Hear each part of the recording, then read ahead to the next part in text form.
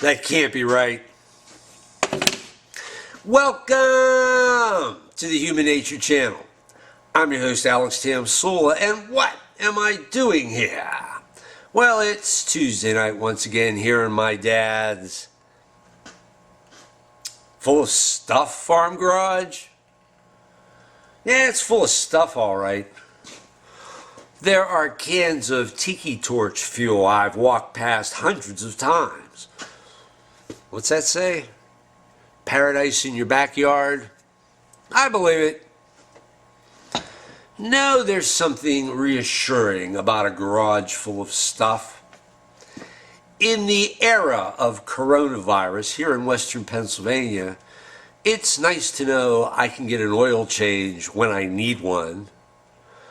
Monday, I drove the car out to the Valvoline shop in Murraysville.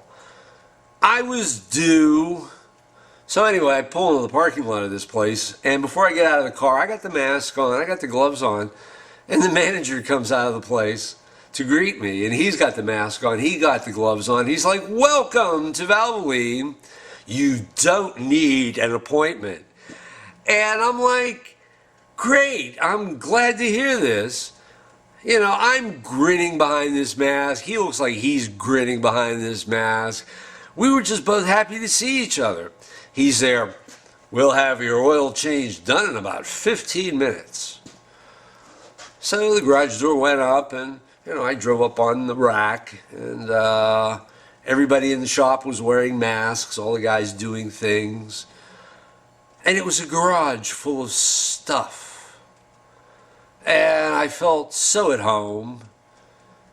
And yes, in under 15 minutes, he had me on my way, and it was really, really great. It's nice to know that in the era of coronavirus, we haven't regressed back to the Stone Age. And by the Stone Age, I mean putting my car up on a jack and putting braces under it and changing the oil myself, which I have done. It's not that hard. There's a plug, you got a pan, you drain the oil, you change the filter. I changed oil many, many years ago when there still wasn't the strict EPA regulations about pouring oil on the ground to get rid of it. And don't get me wrong, I'm on board for a clean environment. But back then, my attitude was, well, it came out of the ground, I'm just putting it back in. No, that's not how it's done. And the guys at the Valvoline shop can dispose of the oil by the rules, so it all works out. It's could be worse. And another thing about this coronavirus era, I did notice that one thing that might be putting people on edge, and I think it's kind of putting me on edge a little bit, is you can't afford any mistakes, any serious mistakes. It's going to take a lot longer to get them fixed. 2 years ago, I can't believe this, I'm in the bathroom, I'm taking a leak, and I had a text message on my cell phone. So with my left hand, I pull out the cell phone, I open it to see the text message. What was I thinking? It slipped from my fingers and went right into the commode. And of course, it's totally ruined. And the funny thing about dropping your cell phone into the commode is that now you will have like 3 or 4 or even 5 people say, "You know what, you should have put that cell phone in a bag of rice and it would have saved it." Well, my point is the phone was ruined and I had a new one in about 2 days, right? Today, you lose your cell phone, I lose my cell phone, it's going to take more than 2 days to get the thing replaced. So, in some ways, before the virus struck, we had it pretty good. We lived in this consumer society. We took a lot of stuff for granted. But now it's different. And now when I go to the grocery store, I'm looking to see what isn't there. Anyway, how about some Las Vegas Shooting Truth Community Yak, because that's what you're here for. Yesterday, I'm sitting around trying to come up with a Vegas shooting related topic for tonight, and it struck me that it's been 2 months since Hunter UK's last live stream. And that was a great live stream, by the way. I've mentioned it before. Everybody who was there had a really good time. But I don't think he's done anything since. If he has, I didn't get the notification. I will double check. But like I said, it was a terrific live stream. Hunter covered and expanded upon topics that he's mentioned in other videos. We all know he works with Hot SOS, which is the system that puts sensors into hotel room doors that can communicate with the database so that you can pull out a lock interrogation report and know who went in what door when or whatever it was they did to it. Hunter is amazed that on the 32nd floor, and what was it, room 132, the door had been opened. The open door, the sensor in the door pings the server, and it's 80 minutes from that point until Jesus Campos gets to the door to see what's wrong. Hunter is incredulous at this. He's like, 80 minutes? That's amazing. It could have been an emergency. Why did it take so long? So he covered that, and he also had an interesting bit of evidence.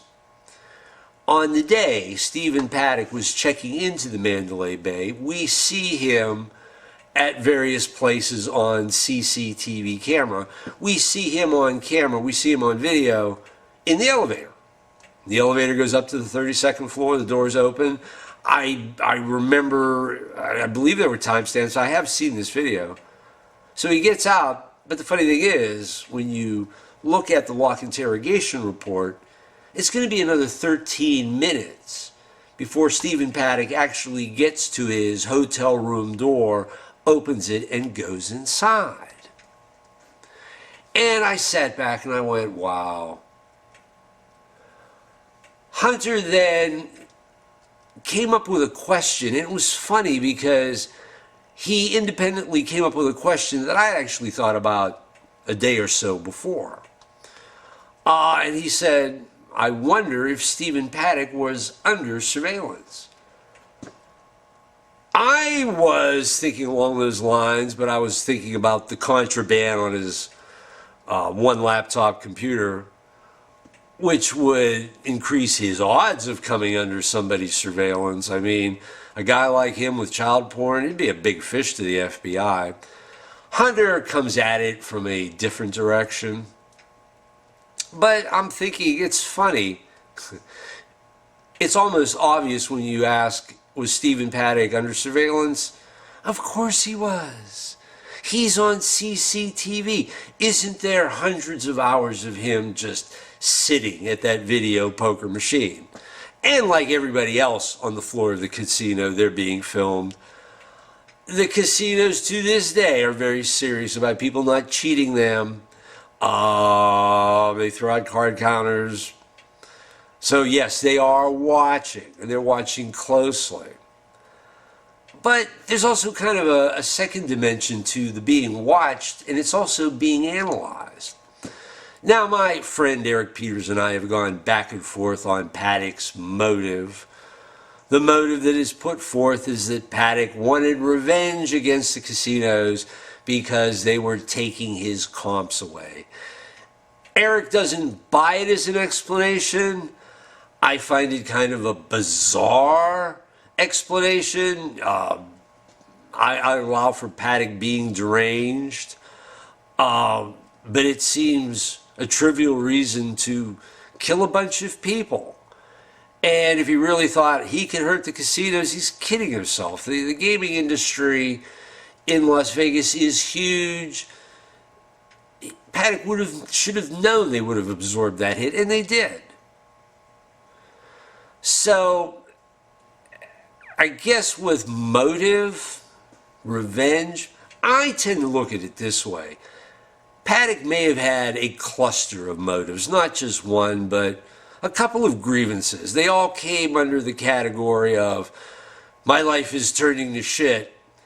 And also, if he's the kind of guy I think he was, and he's reaching this point, he's blaming other people for his problems. Stephen Paddock is not the source of his problems.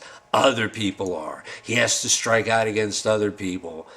So, revenge against the casino, when he thought about it, yeah, he was mad at it, but he might have been thinking about other things too. Might have been thinking, my mind is going, I can't stand being with Mary Lou anymore, I'm falling apart, I'm getting old, I can't stand the fact that there's going to be a bunch of young people out there, who knows? And I really am getting to the point where I think Paddock was somewhat deranged. But anyway, getting back to the final thing that Hunter UK was talking about, the missing 13 minutes, there's got to be only two explanations. One is Paddock got off the elevator and he wandered the halls of the hotel for 13 minutes, maybe looking at the framed prints of butterflies on the wall in the hallway, something Jason Goodman pointed out. So he wanders and he kills time for 13 minutes and then he goes into his room for whatever reason. And if he is a deranged mind, yeah, he may have been like pacing around. He may have been like nervous as hell. But the second possibility would be he went to somebody's room and paid them a visit. He went to somewhere prearranged, knocked on the door, they went in, yacked with him for about 11 minutes, and then went to his room. It's one or the other. And I'm on the fence. So anyway, there's always something interesting here in my dad's garage. What can I show you tonight? Now, what we have here is a stovepipe coming down from the attic, and it's another example of my dad's ingenuity. That pipe has a fan in it, and the theory is warm air rises, so you end up having a lot of warm air up in the attic, but I'm not spending the entire evening up in the attic, so the fan brings the warm air down here into the garage, and this place is practically tropical. Well, I think I have everything I need, although you never know. There is a theme to this evening's segment of show and tell. Years ago, my mother came in possession of extra place settings. Dishes, coffee cups, saucers. I saw a gravy pour. Creamer like this was in there. I guess she didn't need this stuff, so she packed it all away in boxes and pushed it to the far end of a closet. Well, recently my dad went into the far end of the closet and pulled all this stuff out. He's been going through it. It hasn't seen the light of day since my mom passed away. So the new old stuff I'll be showing you comes out of this lot. I got a cereal bowl made of space-age plastic. I always liked this bowl. I like the funky little modernistic feet. It's like something you'd see on the Jetsons. When I was a little kid, I ate Frosted Flakes out of this bowl. Probably while watching the Jetsons. Now here's one of those items that my mom had packed away. I saw this on a table in the basement and I'm like, what is this? It's on circular runners, so it spins around. And even the top tray's got its runners and it spins around. And I'm like, what is this? You know, it kind of looks like a space station in a Russian science fiction movie, doesn't it? And then I got a close look at the thing and I go, wait a minute. You got these clips here. I know what this is for. This is a rotating coffee cup holder. And in fact, I just happen to have a coffee cup right here to show you. Oh my God, this thing's filthy. Yeah, you know, even like retrieve your cup. If you spin it around, and as long as your cup has a handle, you're in business. Alrighty, this is something I've used, and I think there's a specific name for this. I'm asking my sharp-eyed viewers one more time, please bail me out. What is this thing? Now, it does have a brand name. It's called Toast Tight. And, oh, it's really nifty. I mean, you get yourself a slice of white bread, and then you get the lid off a mayonnaise jar, and you know, punch out a hunk of this bread, and it's now round, and you put it there, and then you get another slice of white bread, and you get that mayonnaise jar lid, and you punch out another hunk of bread, and you put it in there, and you put anything in it. You can put meat in it. You can put fruit in it. It's got this little loop right here. You can put it in the fire, and after an appropriate amount of time has passed, you can eat what's inside. I really like this. All right, last week I said I had more tongs than I know what to do with. I got more tongs than I know what to do with. And yeah, even that's a tong. It's got a spatula. It's a spatula tong. Oh. Now, I'm almost embarrassed to show you this thing. You may know what it is. It's a gag. Do you remember that store, Spencer's Gifts? You used to sell lava lamps and whoopee cushions. You'd see them at malls. You'd buy something this goofy there. It was funny when I was 9 years old, because the idea is you flip this little switch, right? And you open the door, and the little boy inside spins around and pees in your face. Ha, ha, ha. All right. But anyway, yeah, I saw this in the basement, and I'm like, I wonder if I can get this thing to work. And, you know, you got a little plug here. This used to be the head of a mushroom, by the way. And so the door opens, and this little pervert spins around. You can get a good look at his face and see what he's all about. Anyway, I filled this with water, and I wanted to see if I can get it to work, right? And I don't know. I mean, you know, maybe he's clogged, or, you know, there's something, there's a bladder back there, and there's this lever.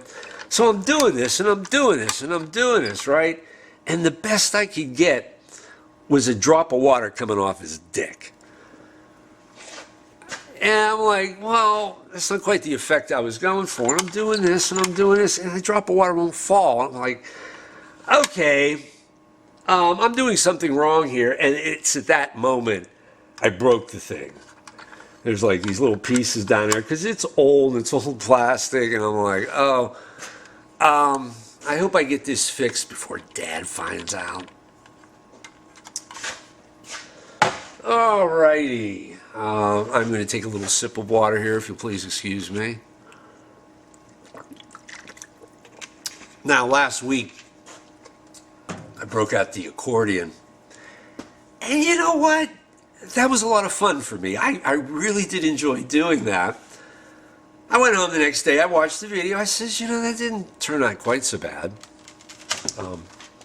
You know, sometimes when I'm doing these videos, this section of it, I'm kind of winging it. Sometimes I jump ahead. This is what trapped my thumb last week. It's a little leather strap. And I'm going to take a stab at Marie Laveau by Bobby Bear. The most famous of the voodoo queens that ever existed is Marie Laveau, down in Louisiana. There's a lot of weird, ungodly tales about Marie. She's supposed to have a lot of magic potions, spells, and curses. Down in Louisiana where the black trees grow lives a voodoo lady named Marie Laveau. She got a black cat's tooth and a mojo bone, and anybody wouldn't leave her alone. She go, ee, another man done gone.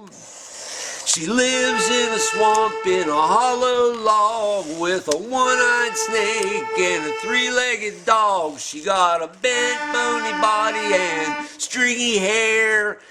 If she ever seen you all messing around there, she go, ee, another man done gone.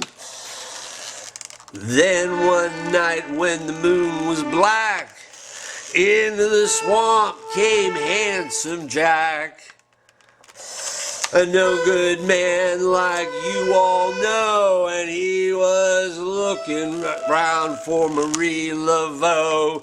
He said, Marie Laveau, you lovely witch, give me a little charm will make me rich. Give me $1 million and I'll tell you what I'll do. This very night I'm going to marry you, and it'll be another man done gone.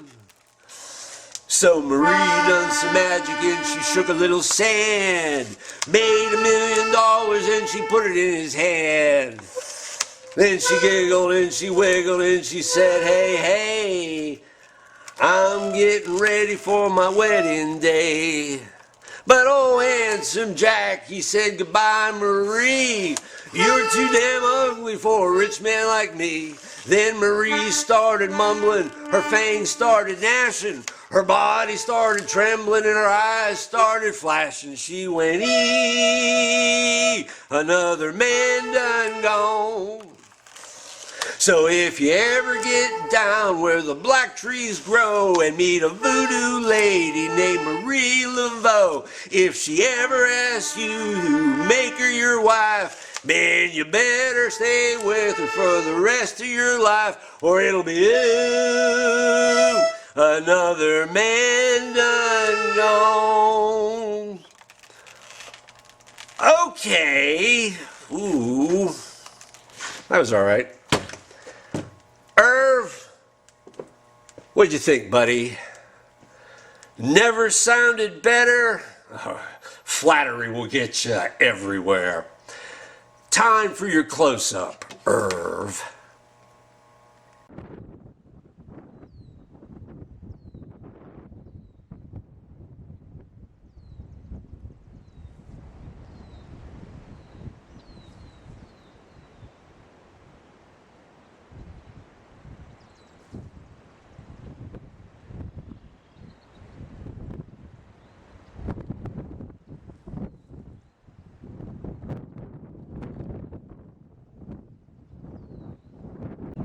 Hi, Dad.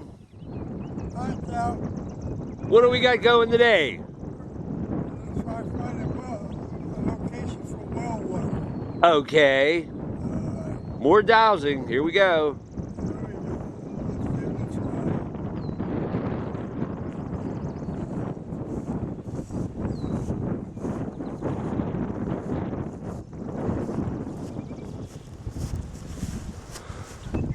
All right.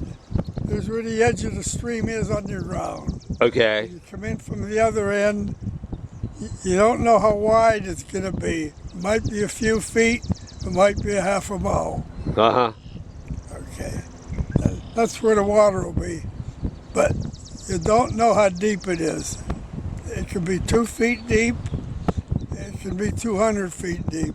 All right. So get a big shovel. Yeah, get a big shovel. That's right. Yeah, a lot of guesswork here, but... There is, but your well drillers are more qualified. Right. They do it more often. All right.